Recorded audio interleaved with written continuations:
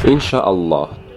Թարգմանվում է որպես եթե դա Աստծո կամքն է, եթե Աստված կամենա։ Այս արտահայտությունը հիմնականում օգտագործում են, երբ ունենում են նպատակ ինչ-որ մի բան անել ապագայում։ Մինչ դուք վայելում ուրախանում եք Թուրքին հաղթած նախագահի ձերբակալությունը, ձեզ կամաց տանում են թրքացման։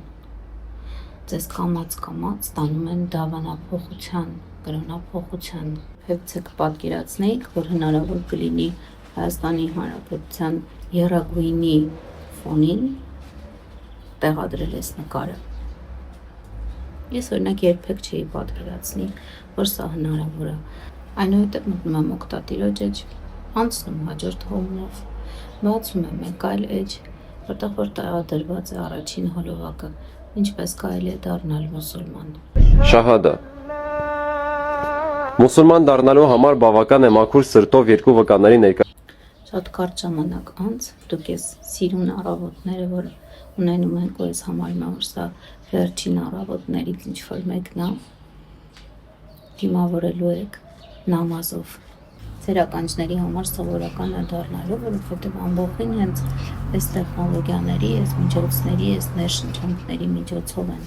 որոշակի երևույթներ ներշնչվում ու վարքային մոդելներ ձևավորում։ Հետո մի կարճ ժամանակ անց այսպիսի էջերը կսկսեն ողողել համացանց հայկական հարթակները։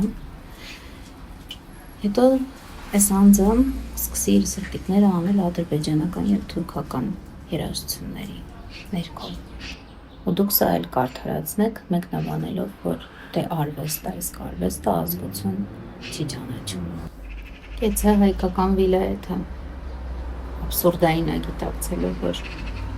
մեր ազգին, հայ ազգին, առաջինը